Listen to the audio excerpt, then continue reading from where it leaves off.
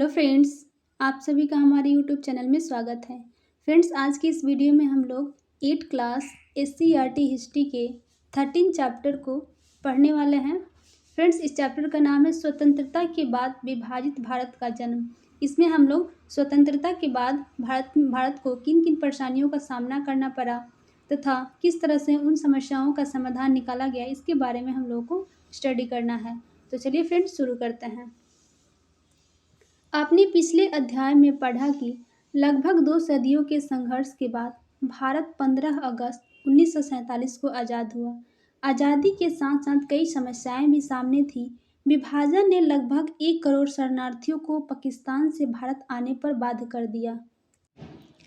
इनके रहने और काम देने की व्यवस्था करना सरकार के लिए बहुत बड़ी समस्या थी। लगभग 500 से अधिक देशी रियासतों के विलय की समस्या भी सामने चुनौती के रूप में खड़ी थी। इन सबों के साथ साथ देश को एक ऐसी राजनीतिक व्यवस्था भी प्रदान करनी थी जो सबके लिए उपयोगी एवं उनकी उम्मीदों के अनुरूप हो। वर्षों पहले हमने भविष्य को प्रतिज्ञा दी थी कि और अब वक्त आ गया है जब हम अपने इस वायदे को पूरी तरह से या पूरे रूप में तो नहीं, लेकिन काफ़ी बड़ी हद तक पूरा करेंगे। ये पंडित जवाहरलाल नेहरू का कुछ अंश है। आधी रात बीते जब सारी दुनिया सो रही होगी, भारत आज़ादी की नई जिंदगी में जाग उठेगा। एक लम्हा आता है और इतिहास में बहुत कम आता है जब हम पुरानी ज़िंदगी से निकलकर नई ज़िंदगी में कदम रखते हैं, जब एक युग खत्म होता है और देश की आत्मा आवाज़ पाती है। यह उचित है कि इन उचित घड़ी में हम भारत और भारत की जनता और उससे भी आगे बढ़कर मानव जाति की सेवा करने का प्रण लें। इतिहास के प्रभात में भारत अपनी निरंतर यात्रा पर चला और बेशुमार सदियों ने उसकी कोशिश और शानदार कमालों की गवाही दी और उसकी नाकामयाबियों कि भी अच्छे और बुरे दिन दोनों में भारत ने उन वसूलों और सिद्धांतों को कभी नज़र में से नहीं हटने दिया। इनसे उसने नई ताकत पाई और शक्ति भी। आज बदकिस्मती का लम्हा अरसा खत्म होने वाला है और भारत अपने आप को फिर से पहचान रहा है। जिस विजय को आज हम मना रहे हैं वह सिर्फ एक कदम है, अवसर मिलने की एक शुरुआत है उन बड़ी बड़ी सफलताओं और प्राप्तियों की ओर जो हमारा इंतजार कर रही है। क्या हम में इतनी हिम्मत है, इतना ज्ञान है कि इस मौके को न जाने दे, उसका लाभ उठाएं और भविष्य की चुनौती को मंजूर करें। आज़ादी और शक्ति जिम्मेदारियां लाती हैं।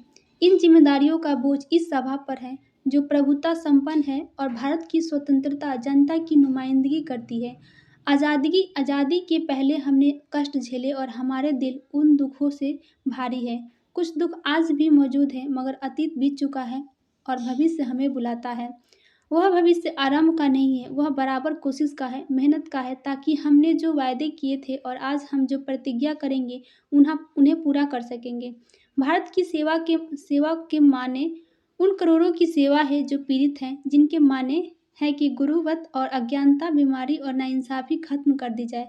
हमारे ज़माने की सबसे बड़ी हस्ती की अभिलाषा रही कि हर इंसान का हर आंसू पोंछा जाए।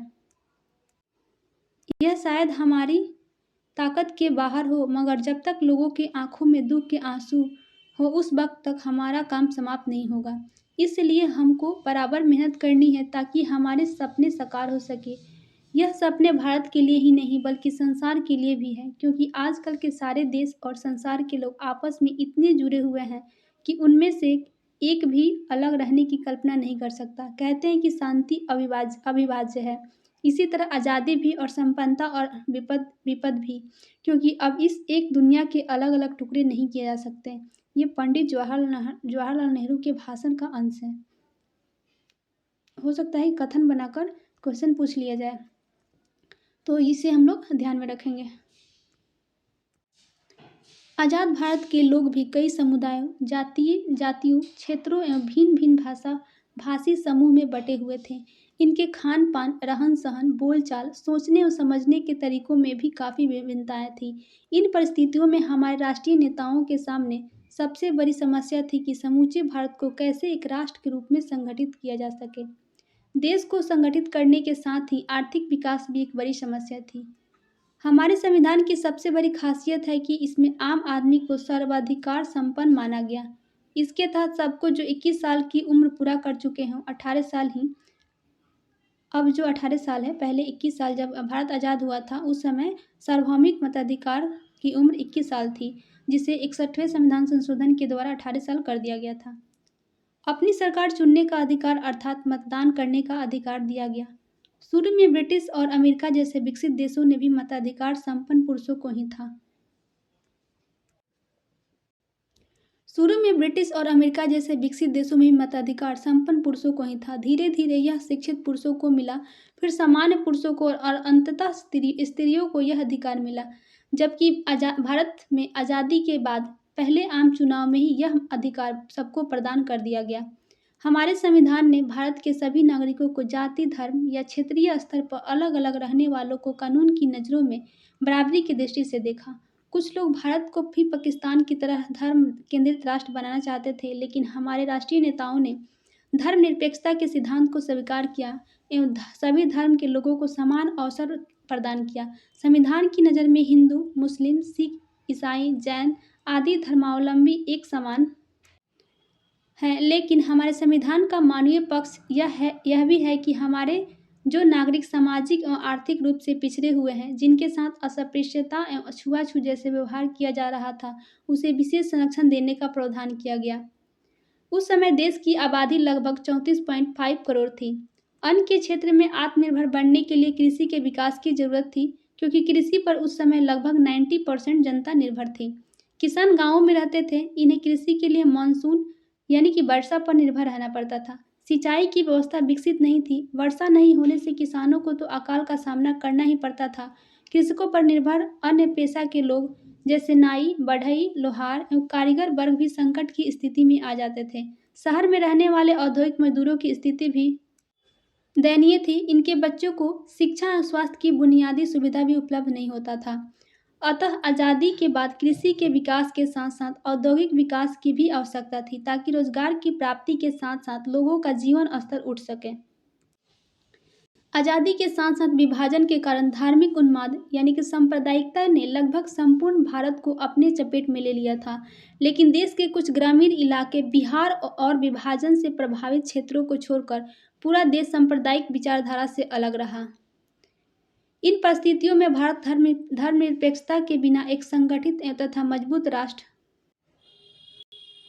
नहीं बन सकता था। विकास एवं एकता के साथ राष्ट्र निर्माण की प्रक्रिया को साथ साथ चलने के लिए मतभेदों एवं हिंसक टकराव को समाप्त करना अनिवार्य था। सांप्रदायिकता के साथ साथ जातिवाद, अमीर गरीब, शहर देहात आदि के बीच गहरे मतभेद एवं दूरियां थी। इन दूरियों को पाटना भी आज़ादी के लिए चुनौती थी। नए संविधान का निर्माण। आज़ादी के पहले ही भारतीयों ने कैबिनेट मिशन की चुनौती को स्वीकार करते हुए भारत के लिए अपने संविधान के निर्माण की जिम्मेदारी संभाली। एक संविधान सभा का गठन किया गया, जिसके लगभग 300 प्रतिनिधि देश भर से चुनकर आए थे। इन सदस्यों के बीच दिसंबर 1946 से नवंबर 1949 तक गंभीर विचार विमर्श के बाद भारत का संविधान लिखा गया। संविधान के कुछ भाग को 26 नवंबर 1949 ईस्वी को लागू कर दिया गया एवं 26 जनवरी 1950 ईस्वी को भारत का संविधान पूरी तरह से लागू कर दिया गया। और 26 जनवरी को ही क्यों लागू किया गया, इसके बारे में आप लोग कमेंट बॉक्स में लिखकर बताएंगे। हमारे संविधान सभा की विशेषताएं इसकी प्रस्तावना में निहित है। इसे संविधान की कुंजी कहा जाता है।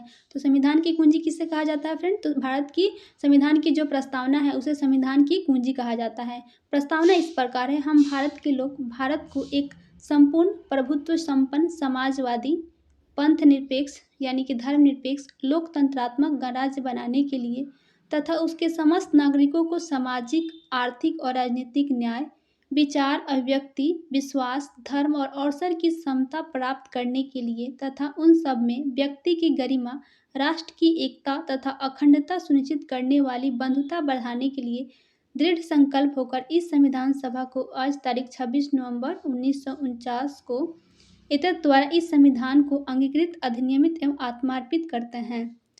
तो फ्रेंड्स, संविधान में कितने प्रकार के स्वतंत्रता की बात की गई है? तो यहाँ पर संविधान की प्रस्तावना में कितने प्रकार के न्याय के बारे में बात की गई है? तो 3 प्रकार के: सामाजिक न्याय, राजनीतिक न्याय और आर्थिक न्याय। ठीक है, इसे आप लोग ध्यान में रखेंगे।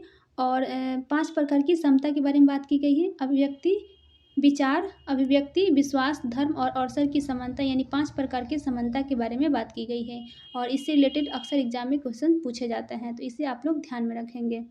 और यहाँ पर धर्मनिरपेक्ष और अखंडता शब्द किस संविधान संशोधन के द्वारा जोड़ा गया था, इसके बारे में आप लोग कमेंट बॉक्स में लिखकर जरूर बताएंगे।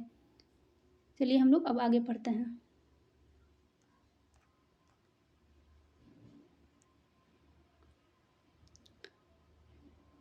हमारे संविधान में केंद्र और राज्य सरकार के बीच शक्तियों का स्पष्ट विभाजन किया गया ताकि केंद्र और राज्य के बीच टकराव ना हो सके। अगर टकराव की संभावना बनती है तो वैसी स्थिति में केंद्र का कानून ही प्रभावशाली होगा। संविधान सभा ने लंबे वाद विवाद के बाद देश की सुरक्षा, एकता और अखंडता को ध्यान में रखते हुए केंद्र सरकार को मजबूत और सक्षम बनाने का प्रयास किया।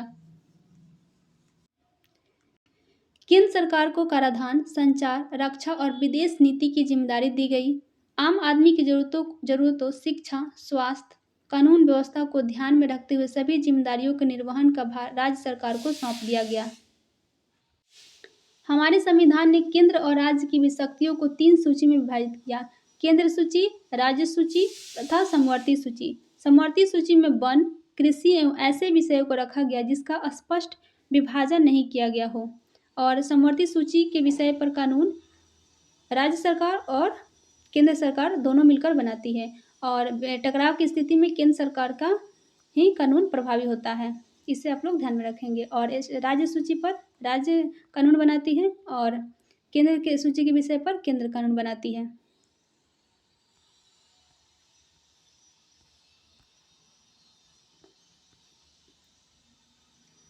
समवर्ती सूची पर केंद्र और राज्य दोनों ही कानून बनाने का अधिकार है। टकराव या मतभेद की स्थिति में केंद्र का ही कानून प्रभावशाली होगा, इसे मैंने पहले ही बता दिया है। संविधान सभा में चर्चा के दौरान कुछ लोगों ने केंद्र के हित को प्राथमिकता दी और कहा कि जब केंद्र मजबूत होगा तभी वह पूरे देश के लिए सोचने और योजना बनाने में सक्षम होगा। कई सदस्यों ने राज्यों को अधिक स्वायत्तता और आज़ादी देने के पक्ष में दलील दी। उनका कहना था कि वर्तमान व्यवस्था में लोकतंत्र दिल्ली में ही केंद्रित है, इसलिए बाकी देश में इसी भावना और अर्थ में सरकार नहीं हो रहा है। संविधान सभा में भाषा के मुद्दे पर भी लंबी बहस हुई। अधिकांश लोग अंग्रेजी की जगह हिंदी को अपनाना चाहते थे, लेकिन गैर हिंदी भाषियों ने इसका विरोध किया। टी कृष्णमाचारी ने दक्षिण के लोगों की ओर से चेतावनी देते हुए कहा कि अगर उन पर हिंदी थोपी गई तो बहुत सारे लोग भारत से अलग हो जाएंगे। फ्रेंड्स, ये पॉइंट आप लोग याद रखिएगा।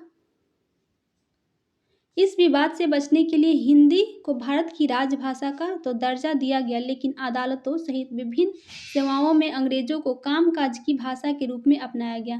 संविधान के निर्माण में डॉक्टर भीमराव अंबेडकर की भूमिका काफ़ी महत्वपूर्ण थी। ये संविधान सभा के प्रारूप समिति के अध्यक्ष भी थे। इन्होंने संविधान सभा में राजनीतिक लोकतंत्र के साथ साथ सामाजिक, आर्थिक रूप से पिछड़े लोगों के उत्थान के लिए आवाज़ बुलंद की। इनके उत्थान के लिए इन्होंने सरकारी सेवाओं में आरक्षण की वकालत की ताकि सामान्य लोगों के साथ कदम से कदम मिलाकर चल सके। आरक्षण के संबंध में एच.जे. खांडेकर के विचार।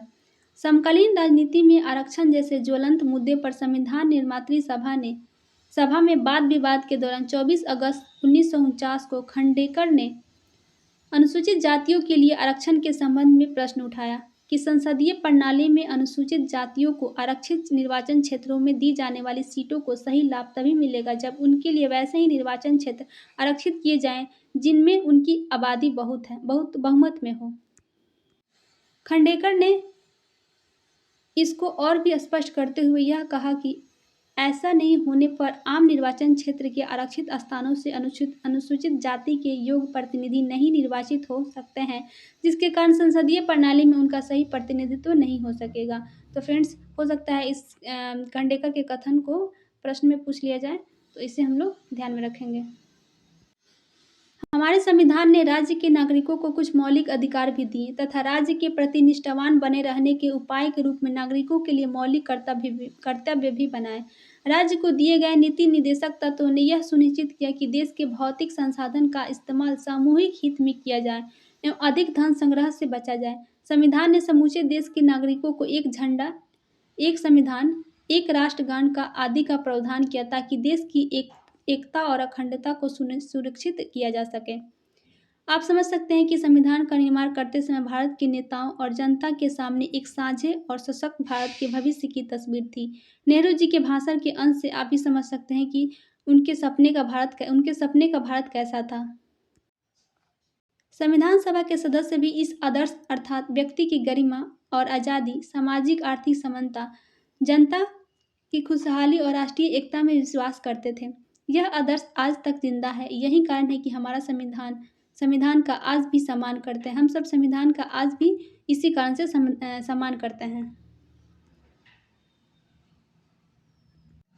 संविधान सभा के कई सदस्य संविधान को भारतीय परिस्थितियों के अनुकूल नहीं मानते थे।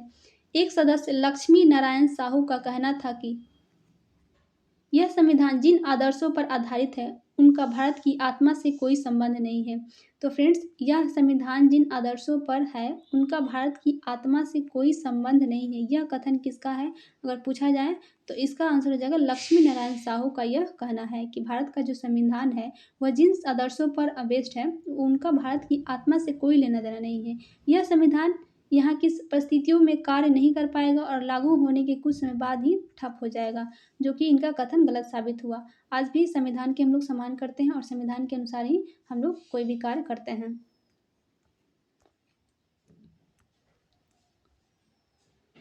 राज्यों का पुनर्गठन किया गया। अंग्रेजों ने प्रशासनिक सुविधा और व्यापारिक लाभ को ध्यान में रखते हुए भारत में राज्यों का गठन किया।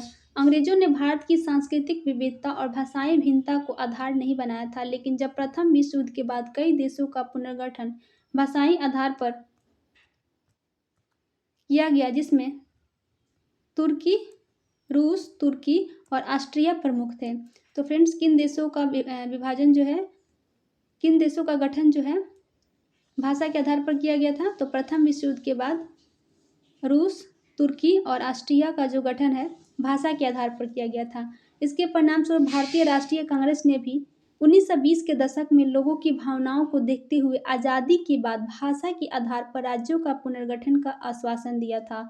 तो फ्रेंड्स, पंडित जवाहरलाल नेहरू जी ने पहले ही 1920 के दशक में यानी कि असहयोग आंदोलन के दौरान लोगों की भावनाओं को ध्यान में रखते हुए आज़ादी के बाद भाषा के आधार पर राज्यों के पुनर्गठन करने का आश्वासन दिया था। लेकिन जब भारत को धर्म के आधार पर दंगों और विभाजन के बाद भारत को आज़ादी मिली तो राष्ट्रीय नेताओं के मन में चिंता हुई और उनकी चिंता यह थी कि अगर राज्यों का पुनर्गठन भाषा के आधार पर किया गया तो और कई पाकिस्तान बन सकते हैं।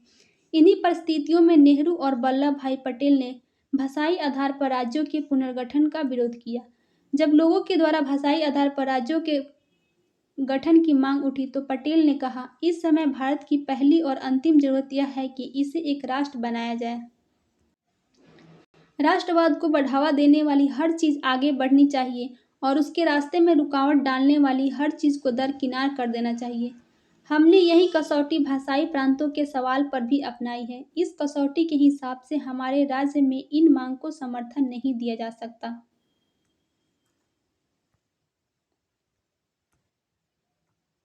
राष्ट्रीय नेताओं द्वारा 1920 के दशक में किए गए वायदे से मुकरने का कारण क्षेत्रीय भाषी जैसे तेलुगु, तमिल, मराठी, कन्नड़ बोलने वाले लोगों में असंतोष पनपने लगा। विशेष रूप से तेलुगु भाषी लोग 1952 के प्रथम आम चुनाव में आंध्र प्रदेश की मांग को लेकर काफी उग्र थे। आंध्र प्रदेश की मांग को लेकर गांधीवादी नेता पोटी श्रीरामुलु राजू ने भूख हड़ताल किया, जिसमें उन्होंने 58 दिनों के बाद 15 सितंबर 1952 को अपने शरीर त्याग दिया। इनकी मृत्यु के बाद पूरे आंध्र में अराजकता फैल गई। इस विरोध को केंद्र सरकार ने गंभीरता से लिया और इनकी मांगें मान ली गई। इस तरह 1 अक्टूबर 1953 को आंध्र प्रदेश के रूप में एक नए राज्य का गठन हुआ। तो फ्रेंड्स, भाषा के आधार पर गठित होने वाला पहला राज्य बना था आंध्र प्रदेश। इसका गठन कब किया गया था? तो 1 अक्टूबर 1953 ईस्वी को। सरकार ने क्षेत्रीय भाषा भाषियों द्वारा नए राज्य के गठन की मांग को देखते हुए राज्य पुनर्गठन आयोग का निर्माण किया। इस आयोग के अध्यक्ष थे फजल अली। आयोग ने अपनी रिपोर्ट 1956 में सौंपी। तो फ्रेंड्स, 1953 ईस्वी में इसका गठन हुआ था और इन्होंने अपनी रिपोर्ट कब सौंपी? तो 1956 ईस्वी में। इसमें क्या किया गया था, तो इसमें इसने तमिल, मलयालम, कन्नड़, बांग्ला, उड़िया एवं असमिया भाषी लोगों के लिए अलग अलग राज्य के पुनर्गठन की सिफारिश की। विशाल हिंदी भाषी क्षेत्र को प्रशासनिक सुविधा एवं सांस्कृतिक एकरूपता को देखते हुए कई राज्यों में विभाजित किया गया। तो फ्रेंड्स, किस आधार पर किया गया था विभाजन, तो प्रशासनिक सुविधा, ये जो था विशाल हिंदी भाषी क्षेत्र को प्रशासनिक सुविधा एवं सांस्कृतिक एकरूपता के आधार पर कई राज्यों में विभाजित किया गया था। कुछ वर्षों के बाद से राज्यों के विभाजन की मांग भी उठने लगी और तीव्र आंदोलन का रूप भी अख्तियार किया। फलस्वरूप 1960 में बम्बई प्रांत का मराठी भाषी महाराष्ट्र एवं गुजराती भाषी गुजरात में, 1966 में पंजाब से हरियाणा को, आगे चलकर 2001 में उत्तर प्रदेश से उत्तरांचल, जिसे वर्तमान में उत्तराखंड कहा जाता है, मध्य प्रदेश से छत्तीसगढ़ को एवं बिहार से झारखंड को अलग करके 28वें राज्य के रूप में गठित किया गया। अभी भी महाराष्ट्र से अलग करके विदर्भ, आंध्र प्रदेश से तेलंगाना एवं पूर्वोत्तर में बोडोलैंड के गठन की मांग को लेकर लगातार आंदोलन हो रहे हैं।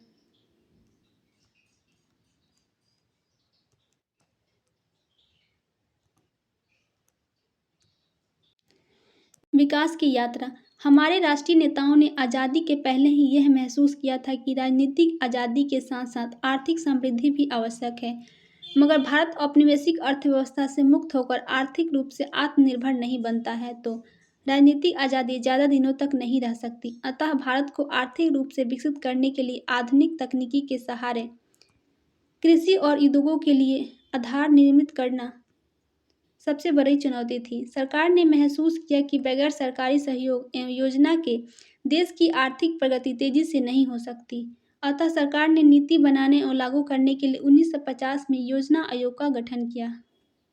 तो फ्रेंड्स, योजना आयोग का गठन कब किया गया था? 1950 ईस्वी में, और वर्तमान में इसे नीति आयोग के नाम से जाना जाता है। और इसी के स्थान पर 2015 में इसे नीति आयोग के नाम से जाना गया। अब सरकार और निजी क्षेत्र दोनों मिलकर योजना के परामर्श से उत्पादन को बढ़ाएंगे एवं रोजगार करेंगे। योजना आयोग ने पंचवर्षीय योजना के माध्यम से सरकारी और निजी क्षेत्र की भागीदारी करने का सफल प्रयास किया। फ्रेंड्स, भारत में पंचवर्षीय योजना किस देश के आधार पर लिया गया था? इसे आप लोग कमेंट बॉक्स में लिखकर बताएंगे।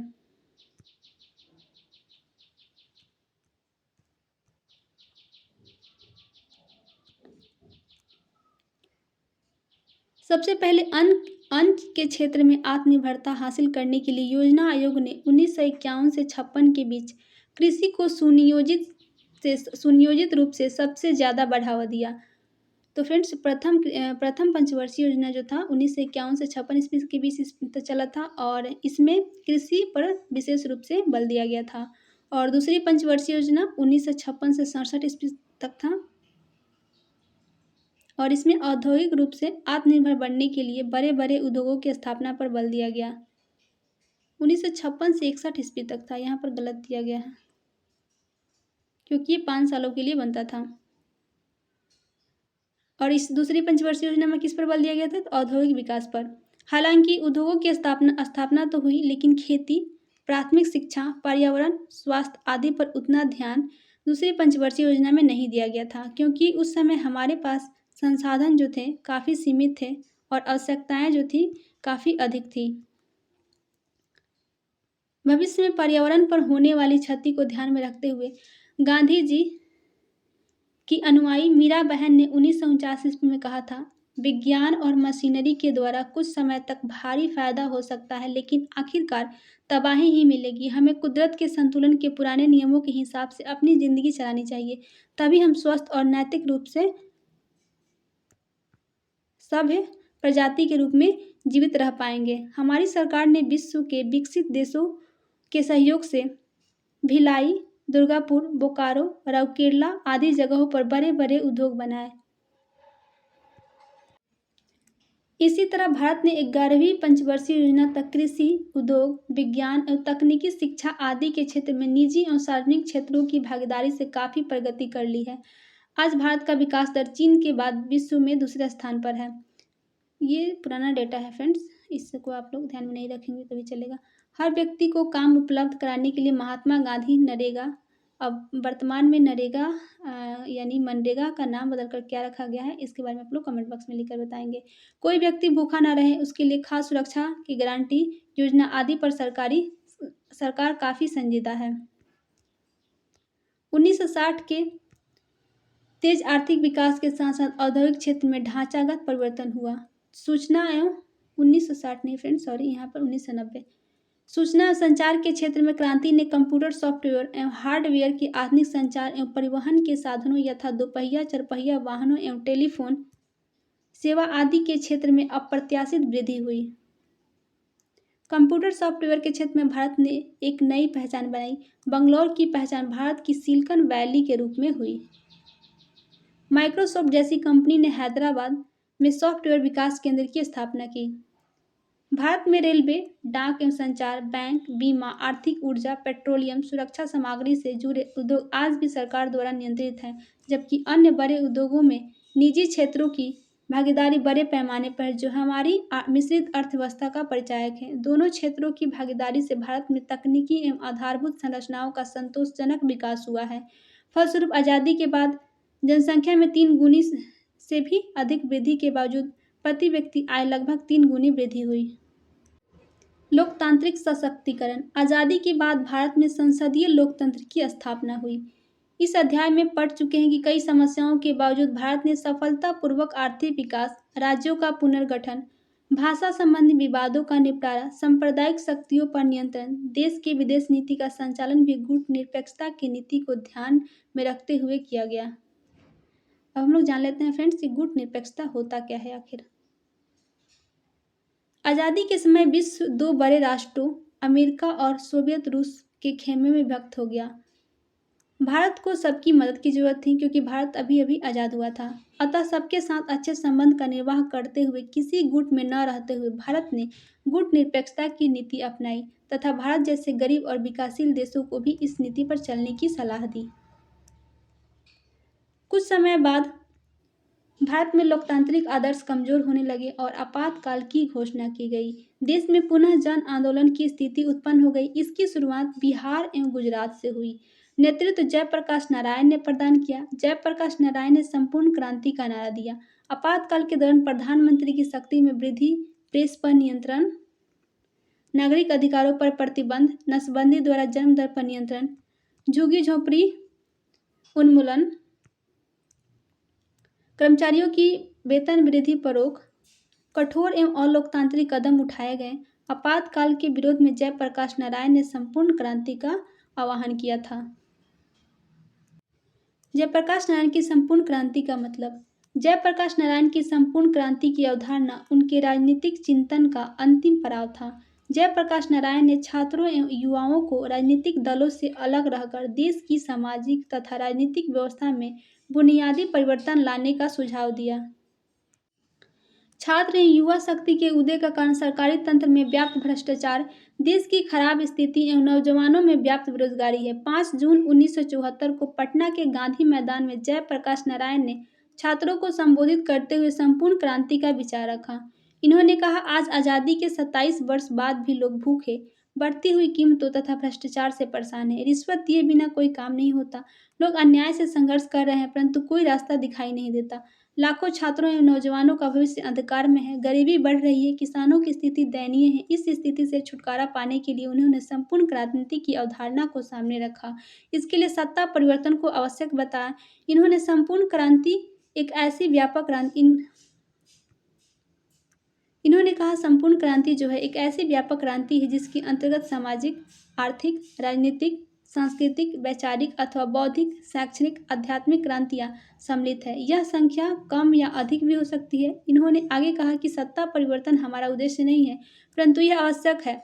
जब हमारे प्रतिनिधि भ्रष्ट, अक्षम और भाई भतीजावाद के शिकार हैं तो उन्हें सत्ता से हटाना ही पड़ेगा। इसके बाद ही व्यक्ति समाज के परिवर्तन के लिए काम करना होगा।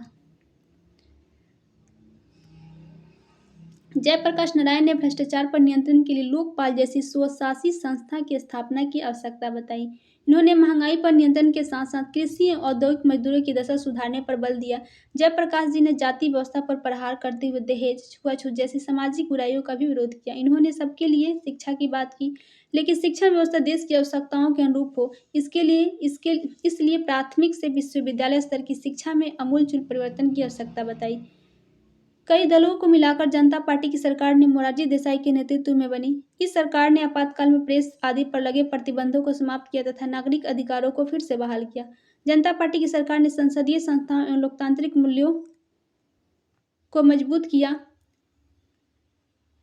लेकिन आपसी गुटबाजी के कारण यह सरकार अधिक दिनों तक नहीं चल सकी। मध्यावधि चुनाव हुए, जिनमें पुनः इंदिरा गांधी के नेतृत्व में कांग्रेस को जीत हासिल हुई। श्रीमती इंदिरा गांधी के समय पंजाब में चरमपंथी एवं अलगाववादी आंदोलन हुए। इनके विरुद्ध जून 1984 में ऑपरेशन ब्लू स्टार नामक कार्रवाई की गई। फ्रेंड्स, इसे आप लोग ध्यान में रखेंगे। ऑपरेशन ब्लू स्टार कब की गई थी? तो जून 1984 ईस्वी में किसको दबाने के लिए की गई थी? तो चरमपंथी और अलगाववादी आंदोलन को दबाने के लिए की गई थी। किसके नेतृत्व में? तो श्रीमती इंदिरा गांधी, जो उस समय तत्कालीन प्रधानमंत्री थी।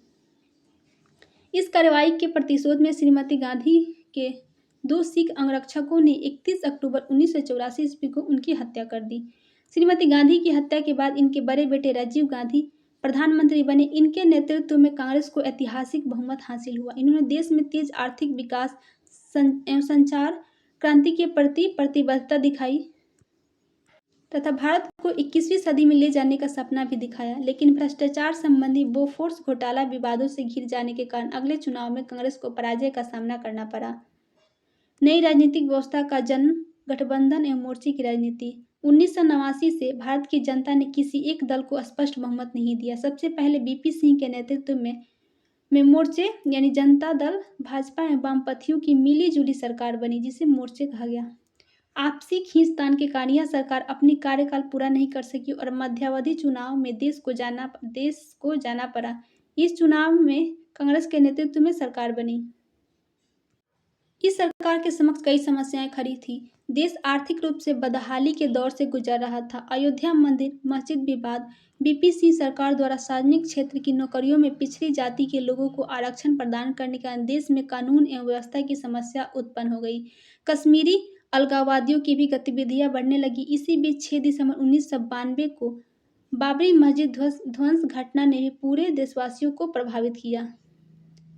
कांग्रेस की सरकार ने इन आंतरिक एवं बाह्य परिस्थितियों का सफलतापूर्वक समापन किया तथा देश की अर्थव्यवस्था को आर्थिक सुधारों के माध्यम से पटरी पर लाया। इस सरकार ने पंचायती राज व्यवस्था को संवैधानिक संशोधन के माध्यम से लागू करने का भी ऐतिहासिक कार्य किया।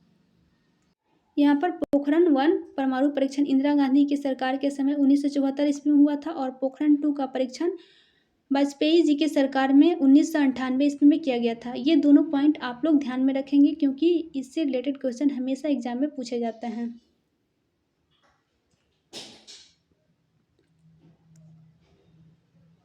अगले चुनाव में भाजपा की अगुवाई में गठबंधन की सरकार बनी। इस सरकार ने सफलता के साथ आर्थिक उदारीकरण के दूसरे दौर को भी लागू किया तथा राष्ट्रीय सुरक्षा और तकनीकी को मजबूती प्रदान करते हुए पोखरण 2 विस्फोट किया गया। यह सरकार फील गुड एवं भारत उदय के नारों के साथ चुनाव में गई, लेकिन किसानों की दयनीय स्थिति का यह नारा फीका पड़ गया। सरकार को पराजय का सामना करना पड़ा। कांग्रेस गठबंधन की जीत हुई। मोर्चे की राजनीति का स्पष्ट ध्रुवीकरण हुआ। कांग्रेस की नेतृत्व वाली मोर्चा संप्रग यानी संयुक्त प्रगतिशील संगठन, जिसे संप्रग कहा गया, एवं भाजपा नेतृत्व वाली मोर्चा, जिसे राजग यानी राष्ट्रीय जनतांत्रिक गठबंधन के नाम से जाना जाता है। अभी लगातार 2 चुनावों में कांग्रेस की अगुवाई करने वाली संप्रग सरकार कई समस्याओं सफलतापूर्वक सामना करते हुए प्रगति के पथ पर अग्रसर है। गणतंत्र के 60 वर्षों के बाद स्वतंत्रता के बाद 26 जनवरी 1950 को हमारा संविधान लागू हुआ और भारत गणतंत्र बन गया। इस दौरान भारत ने लगभग हर क्षेत्र में सफलता के साथ कदम बढ़ाया। हमारे संविधान ने सरकार एवं देशवासियों के लिए कुछ मानदंडों, आदर्शों का निर्धारण किया, जो हमारे संविधान की प्रस्तावना में स्पष्ट रूप से दृष्टिगोचर होते हैं। स्वतंत्रता के बाद से आज तक हम संसदीय लोकतांत्रिक मूल्यों के साथ लगातार आगे बढ़ रहे हैं, जो हमारे लिए एक महान उपलब्धि है। स्वतंत्रता के समय कुछ अंतर्राष्ट्रीय मामलों के विशेषज्ञों का मानना था कि भारत एक राष्ट्र के रूप में ज़्यादा दिनों तक सफल नहीं हो सकता, क्योंकि भारत में क्षेत्रीय सांस्कृतिक भाषाई विभिन्नताएं बहुत ज़्यादा है। हर क्षेत्र या समूह अपनी ज़रूरतों के हिसाब से अलग अलग राष्ट्र की मांग करेगा और देश बिखर जाएगा। पिछले कुछ वर्षों में भारत में अलगाववादी आंदोलन हुए, लेकिन इसने देश की एकता और अखंडता को कोई नुकसान नहीं पहुंचाया।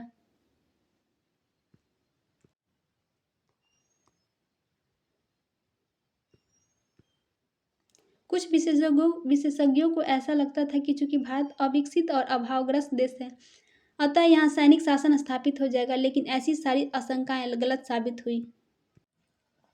अब तक भारत में सफलतापूर्वक लोकसभा के 14 नहीं फ्रेंड्स, यहाँ पर 18 आम चुनाव एवं सैकड़ों विधानसभा एवं स्थानीय निकायों के चुनाव हो चुके हैं। देश की व्यवस्थापिका न्यायपालिका एवं कार्यपालिका के साथ सामंजस्य स्थापित करके काम कर रही है। सब स्वतंत्र प्रेस हमारा मार्गदर्शन कर रहा है। इस तरह हमारी राष्ट्रीय एकता एवं प्रगति की राह में भाषाई और सांस्कृतिक विविधता भी रुकावट नहीं डाल रही है, परंतु सामाजिक क्षेत्र में जाति आधारित खाई अभी भी बरकरार है। आज भी हमारे दलित समुदाय के लोग भेदभाव, छुआछूत के शिकार हैं।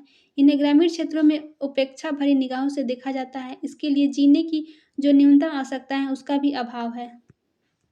हमारे संविधान के धर्मनिरपेक्ष आदर्शों के विरुद्ध कई जगहों पर धार्मिक समुदायों के बीच टकराव की स्थिति उत्पन्न हो जाती है।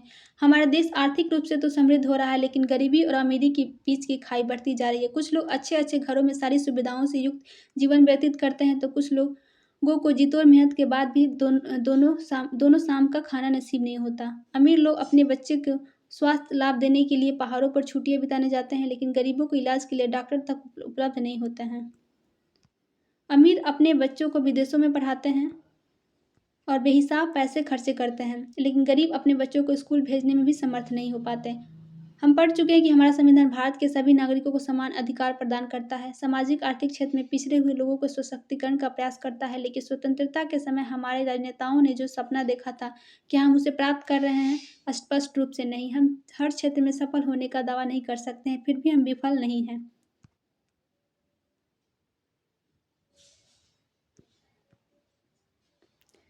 आने वाले दिनों में हमारा भारत ऐसा हो सकता है जहां गांव और शहर के बीच का अंतर कम हो जाएगा, लेकिन भारत जहां कृषि, उद्योग और रोजगार बेहतर तालमेल के साथ काम करें।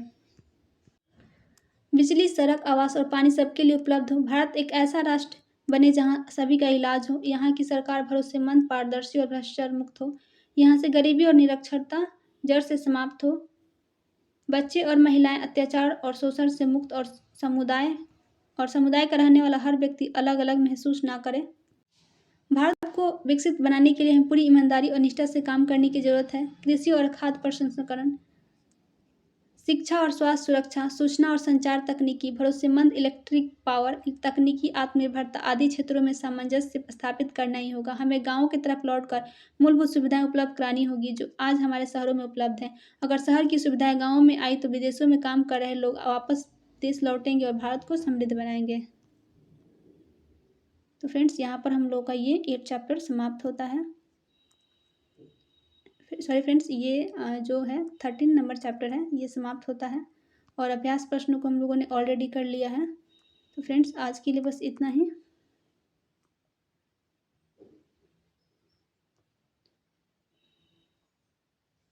यहाँ पर गुट निरपेक्ष आंदोलन के बारे में एक इम्पोर्टेंट बॉक्स में दिया गया है, जो फ्रेश दिखाई नहीं दे रहा है, फिर भी देख लेते हैं हम लोग इसको।